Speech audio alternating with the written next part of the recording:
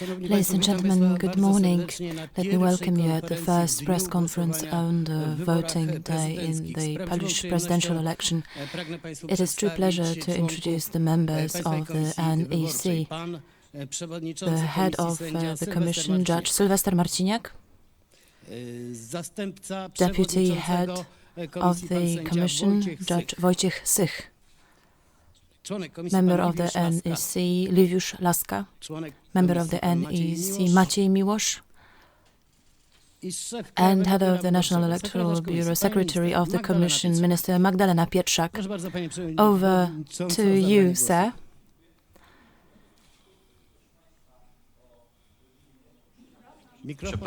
Microphone, please. Welcome, ladies and gentlemen, once again. Good morning. At 7, polling stations were opened. Countrywide, that's over 25,000 polling stations. We would like to apologize you for something that was beyond our control. We cannot control viruses. Sanitary regimes, however, decreased the speed of the voting process. It takes much more time to vote. There are, however, things that are dependent on the National Electoral Commission and district electoral commissions. That is why we reminded members of the district electoral commissions that in line with Para 2, Item 1 of the regulation of the Minister of Health of the 15th of June on personal protection measures to be undertaken by members of the district electoral commissions and measures to be taken in the polling stations, we would like to remind everybody that there is a maximum limit of 1 person per 4 square meters of the polling station's surface. That does not apply to members of the Commission, social observers, international observers, hosts of the premises, and trusted representatives. It is inadmissible to impose any more severe restrictions, for instance, allowing only one voter into polling station or having no voter in the polling station, even though there's a huge queue outside. And this is my big ask, my big urge to all members of the district electoral commissions. We are aware of the sanitary regime, which is absolutely necessary and must be obeyed. However, we cannot go too far when it comes to our cautiousness. Even members of the NEC had a chance to vote already, and we see what is happening in front of polling stations. There are huge queues indeed. I do sincerely hope that during the day the queues will be smaller. Well, we have no influence over the temperatures and a heat wave, nor downpours in certain parts of Poland. We can, however, create the right conditions so that every voter can cast their vote. Now let me hand over to Mr. Sych. Welcome, ladies and gentlemen. I would like to present to you some information about everything that is related with engaging the police force in the process of voting. Some numbers illustrating incidents and events meeting the criteria of a crime or of an offense. The highest number of such incidents concerned destruction of posters. 93 such events were reported, 28 cases of violation of election silence, 12 of prohibited posting of posters of candidates. There was one case in which unused ballot papers were made available to an unauthorized person so that the person could vote. This is a crime under Article 248, Item 5 of the Penal Code. In total, As regards the number of crimes related to elections, there were 159 offences. In terms of engagement of the police force, there were 50 cases in which police had to secure the transport of election documents. There was one case where it was necessary to have the pyrotechnical check of the polling station. Altogether, we have 6,270 police officers engaged in the election process. In terms of individual events that might give you a bigger picture of what is happening, let me refer to what was reported on the 26th of June in Jedwabno, Szczytno, Powiat during placing of posters. The man who was attaching the posters was attacked by another man. He was assaulted, and the man suffered injuries. The posters were damaged. This might fall under Article 157.1 of the Penal Code. Investigation is in process. And another event that I would like to draw your attention to. Yesterday in Wałbrzych, an event occurred. 3 employees of the traffic warden service in a private vehicle wearing civilian clothes took off posters of different candidates participating in the election process. We had 2 individual reports about that. Subsequently, as an event of investigation undertaken by the police force, 39 posters of candidates were found in the garage of traffic wardens in Wałbrzych. Currently, this means that the traffic wardens may be charged with crime under Article 231, Item 01 of the Penal Code. Now, again to Judge Marciniak. Just to remind you, I would like to state that all polling stations were opened at 7. There were no disruptions. However, there are 27,000 of them. Some untypical situations must occur in Toruń. In the commission number 100, the head of the commission arrived under the influence of alcohol. Police force were called in. The person was excluded from the composition of the commission. A new head of the commission was selected. It had no impact over the voting process. Ladies and gentlemen, if there are any questions, now would be the time. Małgorzata Telmińska, TVN24. Well, we know that in the south of Poland, in the Subcarpathian region, there are floodings caused by storms. Were there any problems there when it comes to opening the polling stations, reaching the polling stations, and can that have any impact on prolonging the voting time? Minister Pietrzak, as regards the Subcarpathian region, yesterday, based on a decision of a commissioner who is entitled to do so, 2 polling stations were relocated. There were several places facing problems during the night. However, it was possible to overcome these. There was no access to one polling station because of mud. However, it was possible to clean it. In one, there was no electricity. However, a spare generator was provided. On the whole, there are no problems.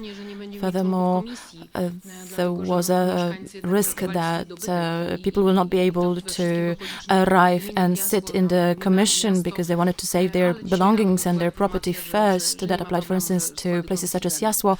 Today, however, we learned that there are no problems with that. We have people sitting in the commissions. As for sudden storms, there were 2 other places in the country where polling stations were relocated. that applied to Jelenia Góra and Słupsk. In one case, the seat of the District Electoral Commission was changed. In the other case, because the roof collapsed, the Commission is sitting in simply another room in the same building, but that had no impact over the voting process. And are there any problems with reaching the polling stations, which might be the cause for voters' protests, or perhaps might prolong election silence because somebody cannot, reach the polling station by boat? Well, there was one municipality that was cut off, but that was a whole municipality, so people were living there. That was solved. For the time being, we have no information whatsoever about voters having problems reaching the polling stations. If I may, you can vote until 9 p.m., so I hope that there's plenty of time and we will be able to solve the situation positively. Monika Miller, what about the very procedure? Could we explain to everybody who is watching this conference when is our vote valid? And if you place an X next to the name of one candidate only and make a remark on the ballot paper, will that be still a valid vote? And what about the people who have not handed in their ballot papers, who want to vote in a mode of postal voting? If they want to reach in their ballot papers today and they see a huge queue in front of a polling station, is there any special procedure for them? As for the second question, voters who haven't sent their return envelopes until Friday can submit them today to polling stations. They don't have to stand in a queue because the only thing they need to do is to approach a member of the Commission and leave their envelope with them. They do not put the envelope to the ballot box. The Commission needs to first to open the envelope, verify the elements, whether all the documents are there, whether the document is filled in, whether it's signed, etc., etc. Then they verify whether the envelope with the ballot paper is properly sealed, because only such votes will be valid. In other words, sealed envelope plus filled in a statement. Then they shall verify whether the person is on the voters list, whether the person received a voting package, or perhaps there's some attempt at casting two votes. All that will be verified. Commissions will consult municipality officers to clarify any such doubts that might occur, and only if the whole procedure is completed positively, a member of the Commission shall put this envelope with the ballot paper to the ballot box.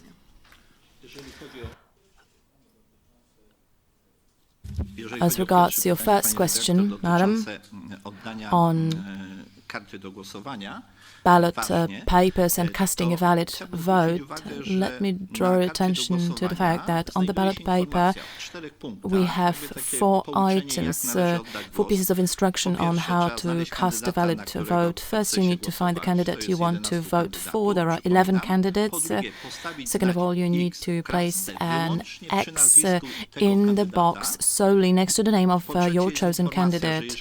Thirdly, if you place an X next to the name of more than one candidate, this will invalidate your vote. And finally, X is defined as 2 lines which cross inside the box. These are the elements that make the vote valid or invalid. What about any remarks written down on the ballot paper? Will that invalidate the vote? No, that doesn't invalidate the vote. It is simply necessary to have 2 crossing lines in one box. This is the legal definition of an X mark. Anything you write outside of that box doesn't matter. Authenticity of the ballot paper is confirmed by the printed stamp of the NEC and a stamp of the District Electoral Commission. Another question, Polish Press Agency. You stated that you were a bit surprised with the queues in front of polling stations. I know that it's too early to talk about turnout, but based on previous elections. Are you surprised? What can the number of people result from? Is it just a sanitary regime or perhaps interest in the election? Right now, we're talking about pretty early hours of the day. Well, there may be several reasons behind it. Undoubtedly, we have the sanitary regime and the sanitary measures that lengthens the process, lengthens the verification of the voter on the voters list and the actual process of casting the vote. Let's not, however, forget about the temperatures today. Some people prefer to vote in the morning, knowing that at noon the temperatures will simply be higher. As for any accurate information, we will be able to tell you something more later on. For the time being, the turnout looks to be high. Monika Gałązka, TVP Info. Well, referring to the previous question, is any potential prolongation of the voting time possible, and would you be able to predict more or less how much longer is the voting act today than before? And what about the polling station that need to have the pyrotechnical check? Where was that? Could you tell us?